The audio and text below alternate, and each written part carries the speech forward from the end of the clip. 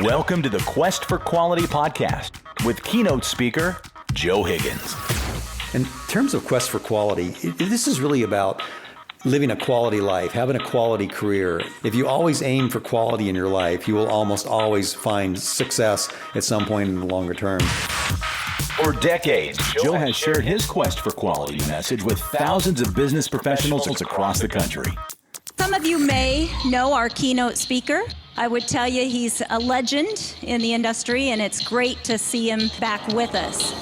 I've had the privilege and honor introducing some very famous speakers to you. They were all great speakers and showed you how a winning attitude brings success. But our next speaker is even better. Joe Higgins has walked in our shoes. Joe's the only speaker in our history that we've invited to talk to us 2 years in a row. The Quest for Quality podcast presents a universal message under the umbrella of 4 areas of Joe's unprecedented experience and expertise. Leadership, building healthy teams, customer service, understanding the American economy. I'm trying to let people get that message that it's taken me 40 years to learn. I've had a lot of experience. I've gone through major levels of an organization, have trained and worked with and supervised thousands of people over my career and created leaders at the Whirlpool Corporation today that are running the company. So hopefully what I bring here in this thing is allowing people to live a better life and a better quality of life. So, Joe, one of the many topics that you cover on the speaker circuit is building healthy teams. Now, before we get into how to build a healthy team and some of the chronic diseases we need to be on the lookout for in terms of stroke and heart disease and cancer and high blood pressure, what one can do to prevent it, not just within themselves, in their own lives and with their family, but within their organizations as well, too. And speaking of organizations, why should a business of any size be concerned about the health of their employees? We alluded to this earlier, but give me some more on that. Well, there certainly is a moral reason, right? I mean, we always say that about just about anything. The fact that people can get sick and are dying, and maybe you have some responsibility. As a big corporation, we should be concerned about our people just because they're our people. That's number one. But there's also a monetary aspect to this as well. Most corporations will tell you today in this country that they could make more money by getting their people well and taking care of their health than they make in bottom line profit because the cost of insurance is so incredibly high these days. For the most part, what most companies do, it doesn't even touch the surface of what we could do in the longer term. There are organizations like the Mayo Clinic today or the Cleveland Clinic.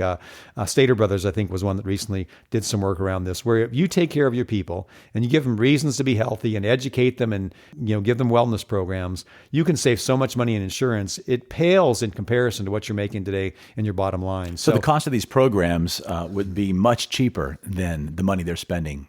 Oh, absolutely. Yeah. In the millions and millions of dollars. And it's simple stuff. I know that when I was running the sales at Whirlpool Corporation, when I first came in and took over the organization, I changed out, for example, donuts and sweet rolls at the breaks. I'll bet you weren't very popular at the beginning. The beginning I was not, no doubt about it. And especially when I eliminated sugary soft drinks and stuff, nobody liked that. But in the longer term, as people began to change and got influenced by the way I was teaching them, hundreds of people at the corporation today will tell you that they changed as a result of some of the things I implemented during that period. I think in America, we think of success really in 3 ways. We think of success and that you're successful if you have a lot of money or you make a lot of money. That'd be the first one. The second one is if you own a business, for example. People think if you have a business, a successful business, that you're successful. And the other third one is our children. I mean, if we raise good kids, people will look at you and you'll think of yourself as being successful.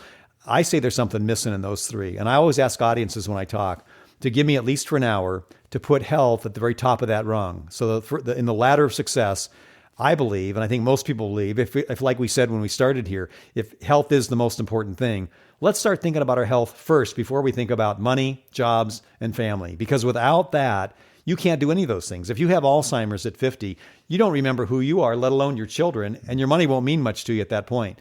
So I always say, let's change the culture of who and what we are. Let's begin to think in terms of health as our number one priority.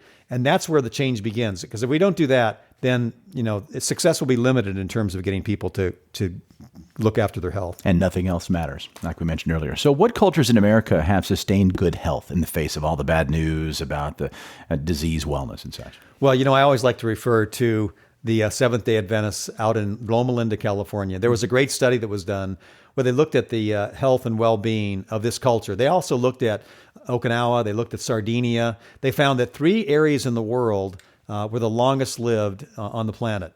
One of those areas, Loma Linda, happens to be about 30 miles from my house. So I know it well. And Seventh-day Adventists have been studied now for years and years. They're typically vegetarians. They have great community, and they move themselves a lot. They walk and they hike and they do work around their homes and things. They move their bodies. And people in Loma Linda today live significantly longer than the average American.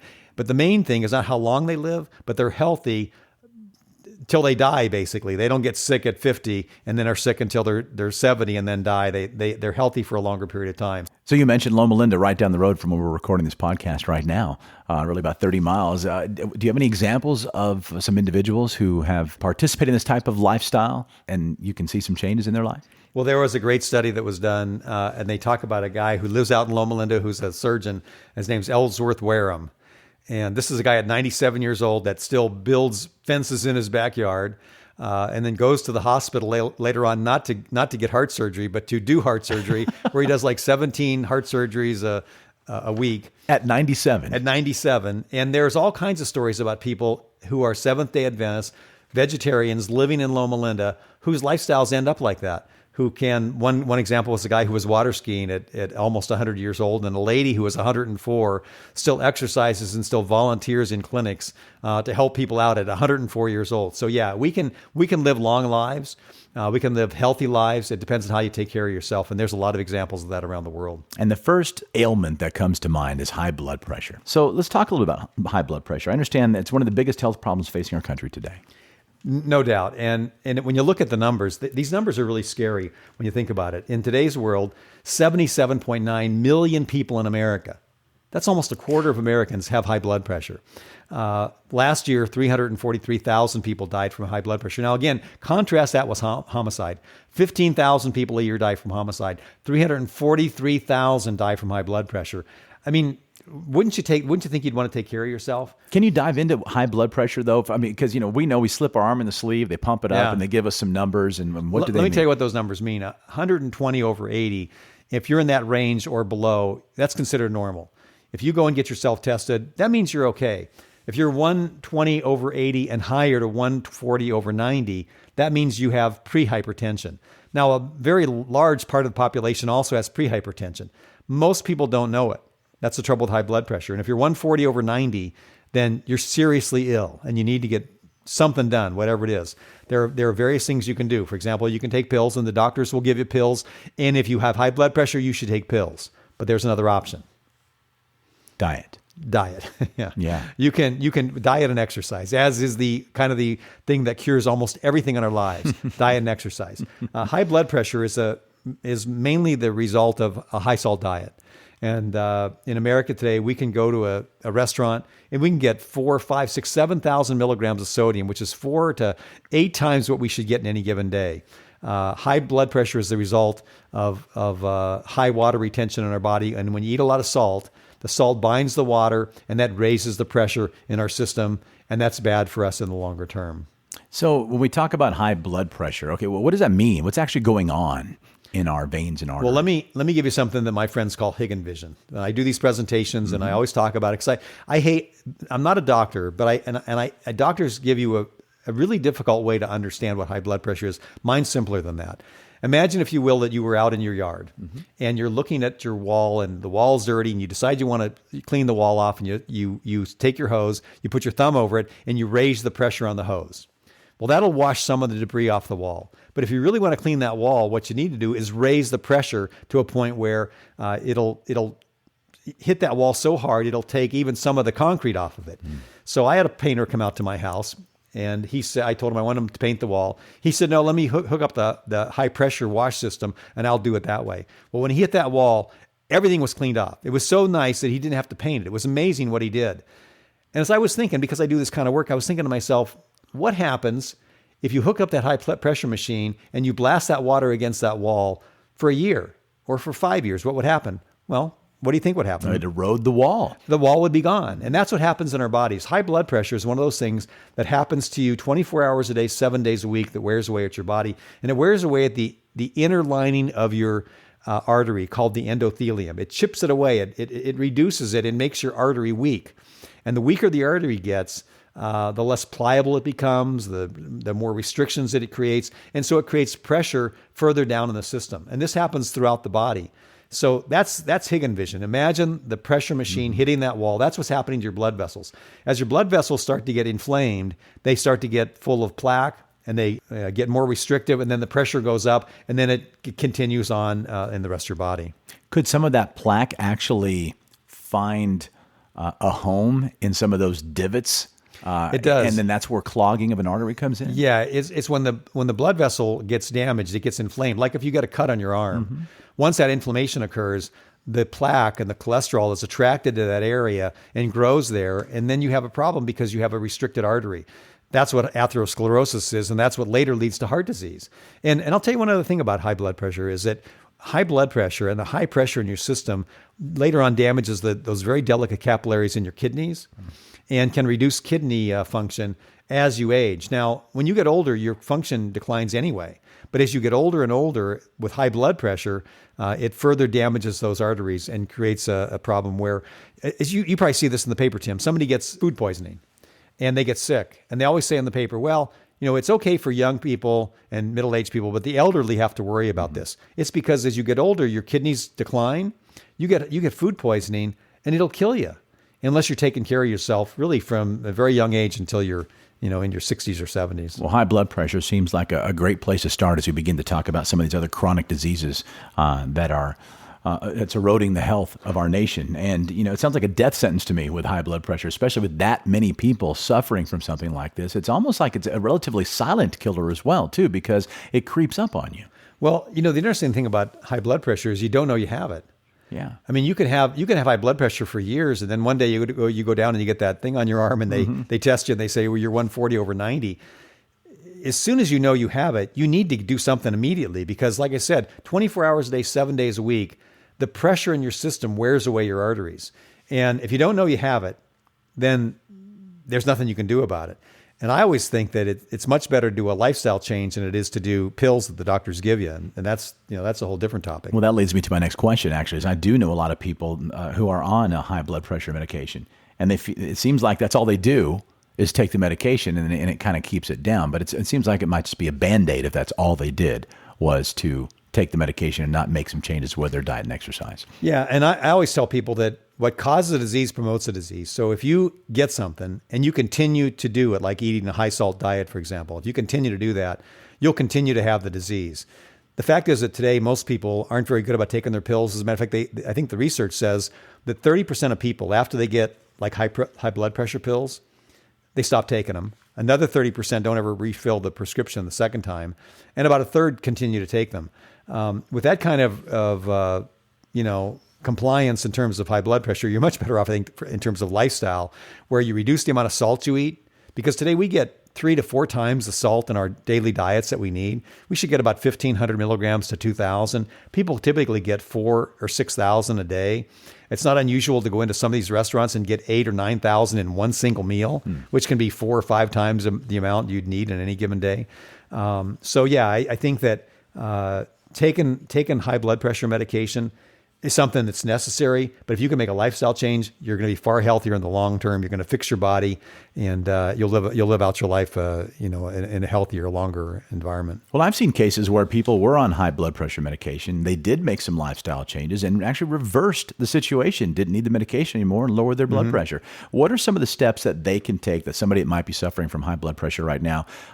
We mentioned diet and exercise. That's a broad stroke. Can you give us some ideas on which dietary changes to make and how much exercise does one need? Well, I had a guy working for me years ago at Whirlpool who was diagnosed with high blood pressure at a convention where we were doing biometric screening.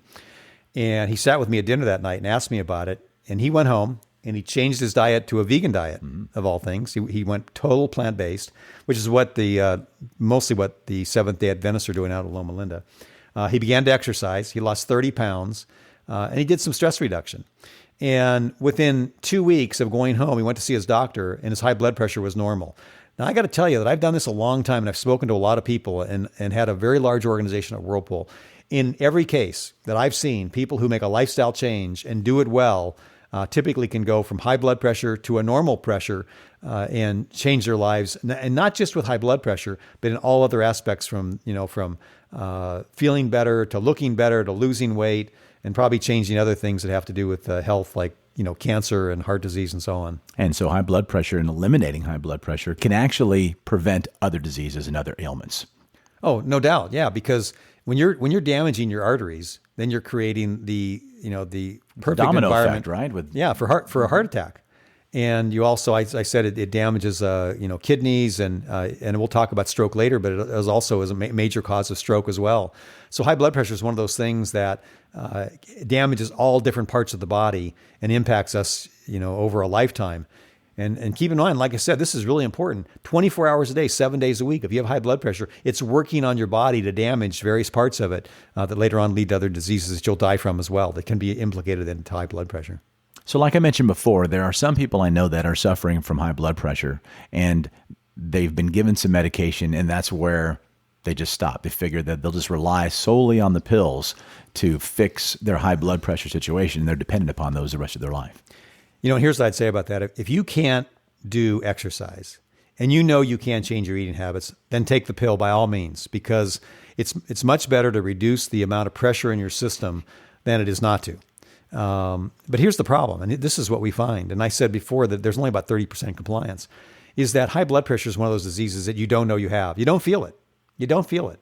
And one day they give you the pill, and you go home and you take the pill, and all of a sudden you start to get things like, these are the side effects. And I'll just say also that if you look in a magazine and they show prescription drugs, there's usually 3 or 4 pages of side effects, which are pretty scary when you look at it. Yeah.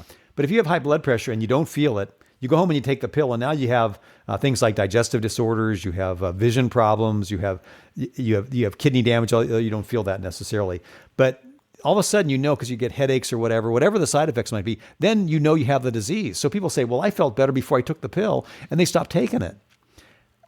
So that's why I always recommend the lifestyle change. It's a much easier way to do it, and better for you in the longer term. So I say take the pill, but if you can't do it, then make a lifestyle change, but do something about your high blood pressure, because it's killing you if you don't. And so take the pill, but it could just be a temporary fix. And, it is. And ultimately the goal is to not have to take the pill. That's right. Change it through diet and exercise. Yeah. And the exercise you don't need to hire a personal trainer. I mean, it could be something as simple as just getting out and walking for 30 minutes. Yeah. Well, and the latest research says that it's not, and it can even be less than that. For example, it can be walking for 5 minutes, and then, later in the day, walking for 5 minutes, and then later in the day, doing some work around your house or whatever. It's cumulative. They say that exercise today is cumulative. The problem we have in America is that people sit too long. Yeah. And I used to tell my staff, stand up. On conference calls, stand up and walk around because a lot of us worked out of our homes. Stand up and walk around your house. Stand up at your desk. Have conversations standing up. Don't sit for 18 hours a day, because that's the worst thing you can do. And they're finding that out again in some of the latest research as well. So that actually, you almost answered the question I was about to ask. And what can one do at the workplace or within one's organization or company to inspire their employees to live a healthier lifestyle? And we're going to talk in more detail coming up a little bit later on diabetes and stroke and heart disease and cancer. But from an organizational standpoint, what can they do to implement programs to have a healthier team? Well, I talk to organizations about this, and I normally start with the people that are in the audience themselves, typically the leaders of the organization. Mm-hmm. That leaders have to live a lifestyle that is a good example for the people that work for them. You got to start there, because if you don't start there, no one will believe you or trust you anyway. That's the first step. And then the second step is doing things like I talked about earlier, which is, for example, taking the donuts out of the break rooms. Mm-hmm. Don't have donuts, and don't have cookies, and don't have soft drinks.